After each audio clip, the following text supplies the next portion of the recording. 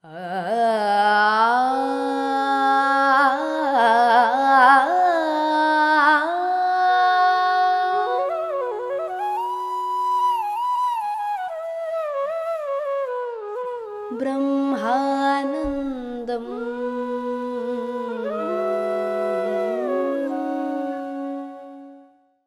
नमस्कार दोस्तों, ब्रह्मानंदम शो में एक बार आपका फिर हार्दिक स्वागत है। A thousand seeds of joy Anand Karnesh ji द्वारा रचित एक अद्भुत किताब। इस किताब से हम आपस में विवेक बांट रहे हैं। दोस्तों, हम जिस अध्याय के जरिए गुजर रहे हैं उसका शीर्षक है लेसन्स फ्रॉम महाभारत, अर्थात महाभारत से प्राप्त हुई मुख्य शिक्षाएं। तो दोस्तों, आगे बढ़ते हैं। हमने ये जाना कि अगर द्रौपदी का जब अपमान कुरुसभा में हो रहा था, तब अगर कर्ण ने उस नाइंसाफी को रोकी होती तो उसके बाद की महाभारत की गाथा कुछ भिन्न प्रकार की ही होती। इसके कारण कर्ण का आत्म साक्षात्कार उसी क्षण उस दिन हो गया होता और कर्ण महाभारत का युद्ध पांडवों के साथ एक होकर कौरवों के विरुद्ध लड़ रहा होता। और जो भगवत गीता है वो भगवान कृष्ण अर्जुन को नहीं, कर्ण को सुना रहे होते। अगर भगवत गीता भगवान कृष्ण कर्ण को सुनाते तो उसका सार थोड़ा अलग होता। अर्थात भगवत गीता एक ऐसी कहानी होती तब जो कर्ण के एसेंशन में सहायता करती। भगवत गीता के भगवान कृष्ण के संदेश के द्वारा कर्ण अपने पुरोगमन के मार्ग में आगे बढ़कर संपूर्ण आत्म साक्षात्कार को प्राप्त कर लिए होते। हम जानते हैं कि भगवत गीता अर्जुन को सुनाई गई और भगवत गीता का मुख्य उद्देश्य अर्जुन को सुनाने का यही था कि भगवान कृष्ण पांडवों को अपने कर्म के बारे में याद दिलाते हुए कौरवों के विरुद्ध शस्त्र उठाने के लिए प्रेरित कर रहे थे। तो भगवत गीता का संपूर्ण सार अर्जुन को यह बताना कि युद्ध करना ही उसका परम धर्म है। पर अगर अर्जुन के स्थान पर कर्ण वहां खड़ा होता, तब भगवान कृष्ण के द्वारा दी हुई भगवत गीता संदेश कर्ण के संपूर्ण आत्म साक्षात्कार को प्राप्त करने के लिए लाभदायक होती। पर ऐसा नहीं हुआ, क्योंकि कर्ण अपने अहम के मार्ग पर जुटा रहा। भगवान कृष्ण को कई बार कर्ण के मार्ग पर आकर उसे याद दिलाना पड़ा, क्योंकि कर्ण हमेशा अपने अहम के मार्ग पर ही चलता आ रहा था। भगवान कृष्ण ने कई बार उन्हें टोका ताकि उनको याद दिला सके, पर कर्ण अपने अहम के पाथ से नहीं हटा। भगवान कृष्ण ने कई मार्ग अपनाए कर्ण को रोकने के लिए, उसे अपने सोल पाथ को याद दिलाने के लिए समय समय पर। क्योंकि जो दिव्यत्व होते हैं, जो दिव्य पुरुष और दिव्य स्त्री होते हैं, उनके जो फ्री विल होते हैं अनेक प्रकार के होते हैं। जब हम मानव अपना फ्री विल उपयोग करते हैं तो हमारे पास कम चॉइसेस होते हैं, पर जैसी जैसी दिव्यता बढ़ती जाती है तो चॉइसेस भी बढ़ते जाते हैं। जो दिव्यत्व, जो दिव्य पुरुष दिव्य स्त्री जो यहाँ पर पृथ्वी पर जन्म लेते हैं, उनके पास कई ऑप्शंस होते हैं, क्योंकि वो लोक कल्याण के कार्य के लिए अपना फ्री विल उपयोग करते हैं। तो यहाँ पर आनंद कर्णेश जी माँ से ये प्रश्न पूछ रहे हैं कि अगर भगवान कृष्ण के समय समय पर याद दिलाने के बावजूद भी अगर कर्ण अपने अहम के मार्ग पर डटा रहा, तो फिर उनके मृत्यु के बाद क्या हुआ, कर्ण के मृत्यु के पश्चात क्या हुआ? तो मां कहती है कि जब कर्ण मृत्यु के समीप था, अपने अंतिम क्षणों को गिन रहा था, तब उसे संपूर्ण ज्ञान मिल गया। उसे ज्ञात हुआ कि उसने किस प्रकार अहम के मार्ग पर अपनी सारी जिंदगी बिता दी, और उसी क्षण उसने अपने आप को भगवान कृष्ण के आगे समर्पण कर दिया, यानी कि दिव्यत्व के आगे अपने आप को समर्पण कर दिया। और उसी क्षण, उस समर्पण के क्षण में उसके मन का द्वार तुरंत खुल गया, और उस अद्भुत घड़ियों में उनका संपूर्ण आत्म साक्षात्कार हो गया। तो आनंद गणेश जी कहते हैं कि माँ, मैं तो अब कंफ्यूज हो गया हूं, संदिग्ध में हूं। एक तरफ आप कहती हैं कि कर्ण अपने सोल पाथ पर नहीं चला, अहम के साथ रहा, और दूसरी तरफ आप कहती हैं कि मृत्यु के घड़ियों में उनका संपूर्ण आत्म साक्षात्कार हो गया। तो फिर अगर आत्म साक्षात्कार कभी ना कभी होना ही था, तो फिर क्या फर्क पड़ता है कि कर्ण ने अपने जिंदगी में क्या किया और क्या नहीं किया? सही बात है ना दोस्तों? अगर उस कुरु सभा में कर्ण ने अहम को छोड़ दिया होता और नाइंसाफी को रोकी होती, तो आत्म साक्षात्कार उसी क्षण हो गया होता। पर ऐसा नहीं हुआ। पर कर्ण के अंतिम घड़ियों में उन्हें एनलाइटनमेंट प्राप्ति हुई। तो यहां मां कहती है कि फर्क नहीं पड़ा बेटा, बीच में हुआ, शुरू में हुआ, अंत में हुआ, नहीं, समय के हिसाब से देखो तो कोई फर्क नहीं। पर एक बात हमें याद रखनी चाहिए, जो दिव्यत्व, डिवाइन होता है, जो दिव्यत्व है इस सृष्टि में, वो कभी भी हमारे फ्री विल से इंटरफेयर नहीं करता। अगर हम अहम के मार्ग पर चलना चाहते हैं तो वो चलने देते हैं, क्योंकि वो हमारी चॉइस है। वो भले ही हमें याद दिलाते रहे अपने सोल पाथ के बारे में, पर वो हमें अपने कर्म करने से नहीं रोकेंगे। तो मां कहती है कि दिव्यत्व कभी भी मनुष्य के फ्री विल के बीच में नहीं आता। पर फिर भी कोई बात नहीं, क्योंकि अंत में सब भला ही होता है, क्योंकि हर दम दिव्यत्व की ही जीत होती है। यही महाभारत का तीसरा लेसन है, तीसरी शिक्षा है। ये शिक्षा ये है कि दिव्यत्व कभी भी मनुष्य के फ्री विल से इंटरफेयर नहीं करता, और अंत में दिव्यत्व की ही जीत होती है हर मनुष्य में। मां कहती है कि अगर तुम बिग पिक्चर देखो, कि यार दूर से ये सारा जन्म चक्र देखो, तब तुम्हें अहम से गुस्सा नहीं आता, पर तुम अहम को पहचानने लगते हो कि अहम की जरूरत, अहमियत कितनी है इस आत्म चक्र में, इस समस्त विश्व में जो हो रहा है उसमें अहम का कितना खेल है। क्योंकि अगर अहम नहीं है दोस्तों, तो फिर हम उस कॉन्ट्रास्ट के अंधकार तक कैसे पहुंच सकते हैं? अगर अहम नहीं है तो हम उसको कैसे पहचान कर फिर अपने दिव्यत्व तक पहुंच सकते हैं? तो मां कहती है ठीक है, यहां पर हम कर्ण के एक जन्म के बारे में बात कर रहे हैं, पर अगर हम एक कदम पीछे हटे और संपूर्ण आत्म चक्र को, बिग पिक्चर जैसे कहते हैं अंग्रेजी में, उस बिग पिक्चर को देखने की कोशिश करें, तो हम अहम की अहमियत को पहचानने लगते हैं। अंत में कर्ण का मार्ग एक करुणा का मार्ग था, एक करुणा से भरे बोधिसत्व का मार्ग था, जो वो नहीं जान पाए।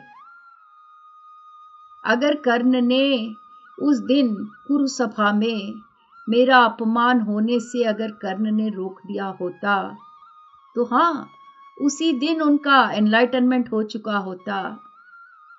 पर अगर उस दिन उनका एनलाइटनमेंट हो गया होता, तो मानवता के लिए एक बहुत ही बड़ा अवकाश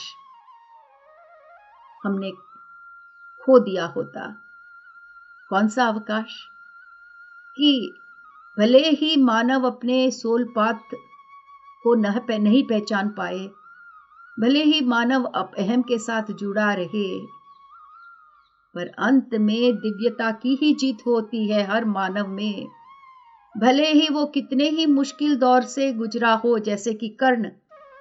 कई अवकाश मिले कर्ण को, पर उसने अहम का साथ नहीं छोड़ा, अपने सोल पाथ पर नहीं टिका रहा, पर अंत में अपने मृत्यु क्षणों में उसकी दिव्यता की जीत हुई।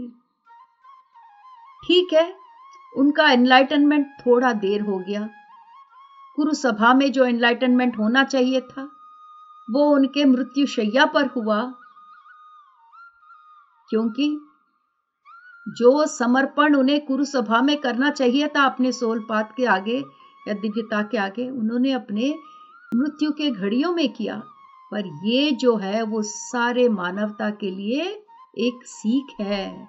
जिस अहम के मार्ग पर कर्ण बढ़ता रहा, जितने भी अवकाश उन्हें प्राप्त हुए वो खोते रहे, पर अंत में जब कर्ण की कहानी हम सुनते हैं तो इसमें एक बड़ा सार्वभौमिक सत्य सामने आता है, और वो जो उच्चतम सार्वभौमिक सोल पाथ है सारे मानवों का, वो कर्ण की कहानी से ही हमें ज्ञात होता है कि भले ही इस भौतिक परिस्थितियों के कारण मानव अपने सोल पाथ से भले ही कितना ही भटकता चले जाए, पर अंत में हर एक मानव के लिए उसकी दिव्यता की ही जीत होती है।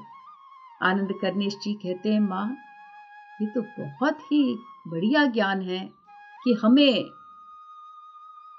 दूसरों को देखकर जजमेंट नहीं पास करना चाहिए कि वो लोग अहम से जी रहे हैं या अहम से नहीं जी रहे हैं, क्योंकि अगर वो अहम से जी भी रहे हों तो हो सकता है कर्ण की तरह वो भी एक उच्चतम उद्देश्य के लिए ऐसा कर रहे हों। क्योंकि जब कर्ण ने कुरुसभा में अपने ईगो का, अपने अहम का साथ दिया और अंत में मृत्यु के क्षणों में जब वो दिव्यता के सामने उनका समर्पण हुआ, तो हर एक मानव के लिए एक उत्तम सीख है कि दिव्यता की जीत होती है। इसीलिए इन सब को देखते हुए कर्ण की कहानी पे आधारित क्या मानवों के लिए यहाँ एक बड़ी सीख है। माँ कहती है कि जिंदगी भले ही आप कैसे भी जियो, अपने सोल पाथ के मार्ग पर जियो या फिर अपने अहम के मार्ग पर जियो, कोई बात नहीं, जैसा आपका फ्री विल करता है जियो। पर जिंदगी के मुख्य समयों पर अगर आप या अगर कोई मानव अहम से निर्णय लेता है या अहम से जीता है, तो जिंदगी उन्हें भला बुरा नहीं कहती, क्योंकि वो अहम के मार्ग पर डटे हुए हैं और अपनी जिंदगी के निर्णय अहम से भरपूर होकर ले रहे हैं।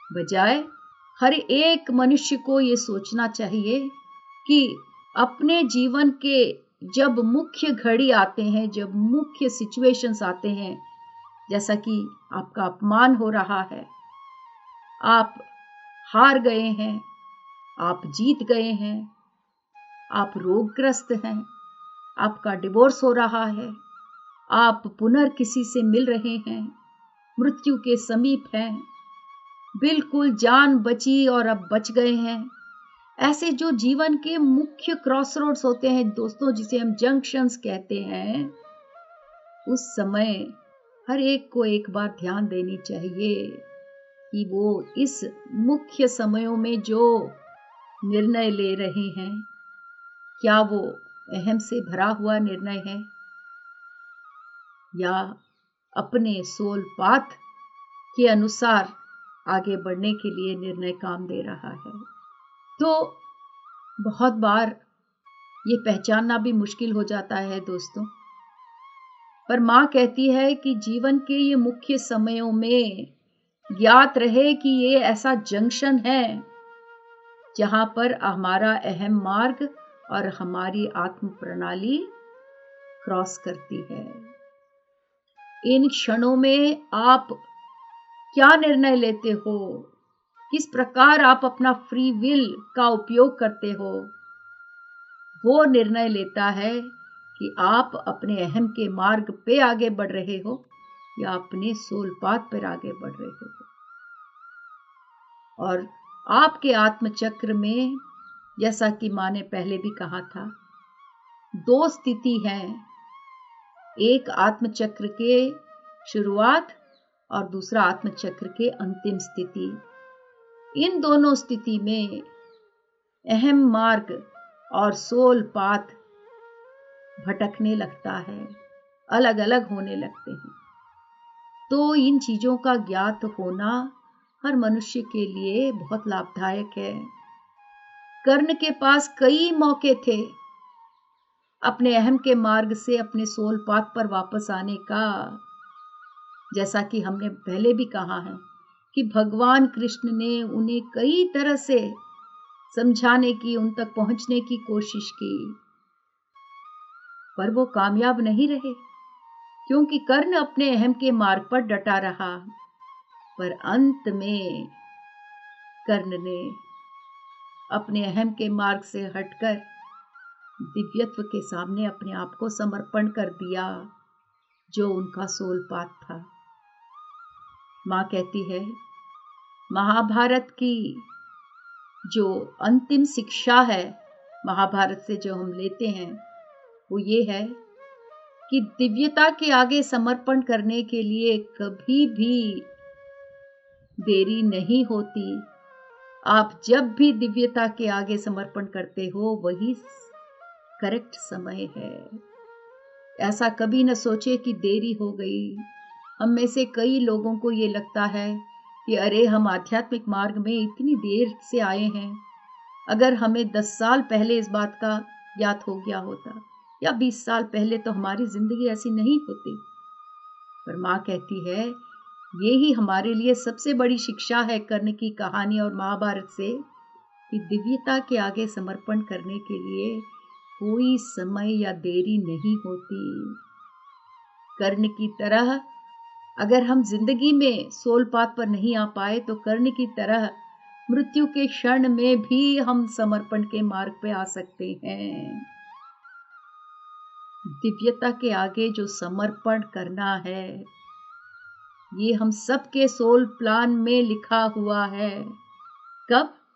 जब हम अंशात्मा के रूप से अपने पूर्णात्मा से बाहर आए, और ये जो ड्रामा है जिंदगी का, भौतिक इनकारनेशंस के इस ड्रामा में जब हमने भाग लेना शुरू किया, तो ये पूरे ड्रामा के शुरू होने के पहले ही हमने स्क्रिप्ट में ये लिख लिया था कि हमें अंत में एक न एक दिन, एक न एक क्षण इस दिव्यता के आगे अपने आप को समर्पण करना ही होगा।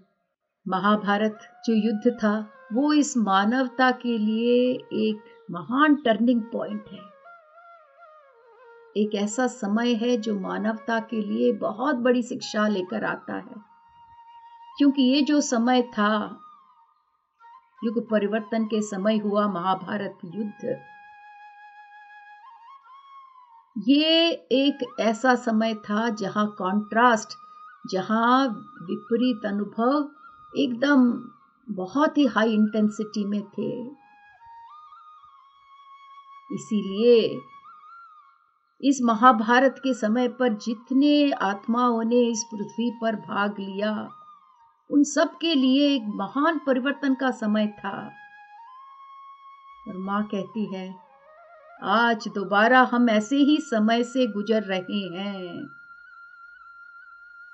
जैसे वो समय जब महाभारत युद्ध हुआ था। आज मानव इस समय पर उन्हीं कॉन्ट्रास्ट एक्सपीरियंसेस से गुजर रहे हैं। तो ये महाभारत की कहानी और उनकी शिक्षाएं हमारे लिए इस समय बहुत जरूरी हैं, क्योंकि जो आत्माएं अभी इस क्षण इस भूमि में मानव के अवतारों में हैं, उन सब के लिए ये महाभारत की सीख से बहुत कुछ सीखना है। पर अंत में एक ही बात हम सबको याद रखनी है कि हमारे आत्मचक्र में भले ही हम थोड़ा बहुत देर हो जाए, पर अंत में घर जरूर पहुंच जाते हैं, क्योंकि दिव्यता की ही जीत होती है। इस महाभारत के अनसुनी कहानी जो कर्ण की थी, उससे हमने कर्ण के बारे में बहुत कुछ जाना, और जानते हुए हमें ये लगा भी कि अगर कर्ण ने अपने जो मौके उनको प्राप्त हुए थे उसका सदुपयोग किया होता, तो कर्ण आत्म साक्षात्कार को प्राप्त किए हुए पांडवों के साथ खुशी खुशी अपनी जिंदगी काट रहा होता। पर जैसा कि मां ने यहां कहा है, अंत भला तो सब भला। भले ही कर्ण ने अपने सारे मौके गवा लिए, पांडवों की तरफ से युद्ध नहीं किया, दुर्योधन के साथ डटे रहे, अहम के मार्ग पर कायम रहे, पर अंत में मृत्युशैया पर उनकी आंखें खुल गई, उनके अंदर का द्वार खुल गया और उन्होंने भगवान कृष्ण के दिव्यता के सामने अपने आप को समर्पण कर दिया। भगवान कृष्ण की दिव्यता मतलब अपने अंदर की दिव्यता है दोस्तों। दिव्यता, सारी दिव्यताएं एकत्व में हमेशा जुड़ी रहती हैं। इसके साथ मां ये अध्याय को संपूर्ण करके हमें नमस्ते कह रही हैं। हम सब मां को कृतज्ञता से नमस्ते करते हैं, आनंद कर्णेश जी के साथ। नमस्ते लक्ष्मी जी, आपने हमें महाभारत की ऐसी ऐसी बातें बताई जिसका हमें पहले ज्ञान नहीं था। दोस्तों, महाभारत से जो शिक्षाएं हैं, मुख्य शिक्षाएं, वो चारों शिक्षाएं हमें इस अध्याय के द्वारा मां के मुख से प्राप्त हो चुकी हैं। अब हम आगे बढ़ते हैं दोस्तों। अब हम यहाँ पर चौथे खंड को पूर्ण करके पांचवें खंड में प्रवेश कर रहे हैं। इस पांचवें खंड का जो पहला अध्याय है उसका नाम है secrets of a soul tribe. Soul tribe का मतलब आत्म जाति। आप ट्राइब को जाति कह सकते हो या फिर आप कह सकते हो कबीला। ट्राइब का मतलब कबीला। सीक्रेट्स, रहस्य, हमारे आत्म कबीले के रहस्य। तो शीर्षक ही बहुत दिलचस्प है ना दोस्तों। अगर शीर्षक ही इतना दिलचस्प है तो फिर इस अध्याय के अंदर जो है वो और भी कितना दिलचस्प होगा। इस खंड को, इस अध्याय को मां एक सार्वभौमिक करुणा के मंत्र से प्रारंभ करती है। ओम मणिपद्मे हम। आप सब भी मेरे साथ बोलिए दोस्तों। ओम मणिपद्मे हम।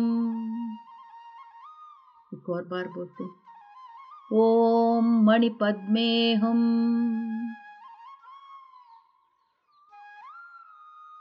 ये जो ओम मणिपद्मे हम है, ये मंत्र सार्वभौमिक करुणा का मंत्र है दोस्तों।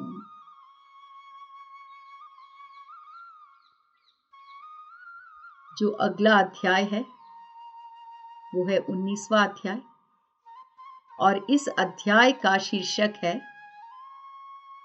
बुद्धा और यशोधरा। तो इस अध्याय के शीर्षक से ही हमें मालूम पड़ जाता है कि अब हम द्वापर युग से आगे बढ़ रहे हैं और हम बुद्ध के समय तक आ चुके हैं इस किताब में। और इस अध्याय के जरिए हम बुद्धा, गौतम बुद्ध और यशोधरा जी के बारे में और भी विस्तार पूर्वक जानेंगे।